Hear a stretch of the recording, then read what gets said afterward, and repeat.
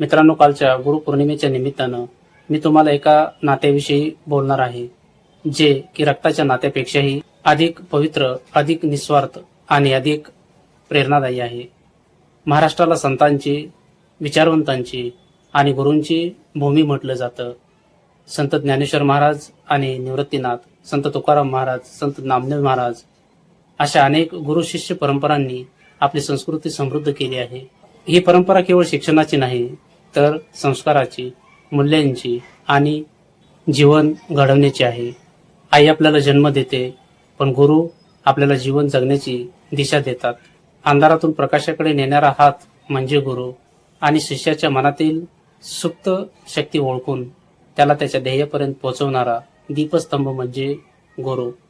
गुरु कधीच शिष्याकडून काही मागत नाही.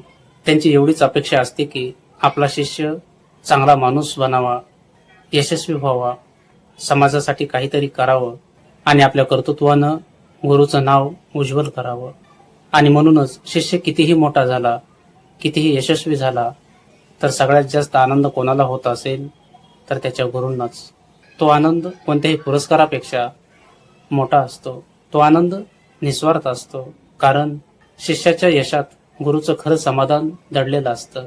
आणि गुरुच्या प्रत्येक शिकवणीत शिष्याचं उज्ज्वल भविष्य असतं. आणि गुरुच्या प्रत्येक शिकवणीत शिष्याचं उज्ज्वल भविष्य असतं. गुरु म्हणजे फक्त पुस्तकातील धडे शिकवणारी व्यक्ती नाही. गुरु म्हणजे जो आपल्याला स्वतःची ओळख करून देतो, जो आपल्या चुका दाखवतो आणि त्या सुधारण्याची ताकदही देतो, जो पडल्यावर हात देतो आणि उभं राहायला शिकवतो. आणि आजच्या धावपळीच्या जगात आपण अनेकदा आपल्या गुरूंना विसरतो.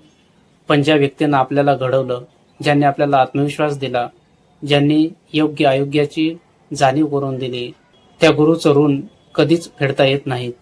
आणि गुरुपौर्णिमा हा फक्त पूजा करण्याचा दिवस नाही, तो आहे कृतज्ञता व्यक्त करण्याचा. आपल्या आयुष्यात ज्यांनी आपल्याला योग्य दिशा दिली, त्यांना मनापासून धन्यवाद म्हणण्याचा आहे. म्हणून आपल्या सर्व गुरूंना मनापासून वंदन करूया. गुरुच्या आशीर्वादानं आपल्या आयुष्यात ज्ञान, संस्कार आणि यशाचा प्रकाश कायम राहो, हीच प्रार्थना. आणि शेवटी एकच सांगतो, गुरु म्हणजे ज्ञानाचा दीप, संस्काराचा श्वास आणि आयुष्याला योग्य दिशा देणारा प्रकाश. धन्यवाद मित्रांनो.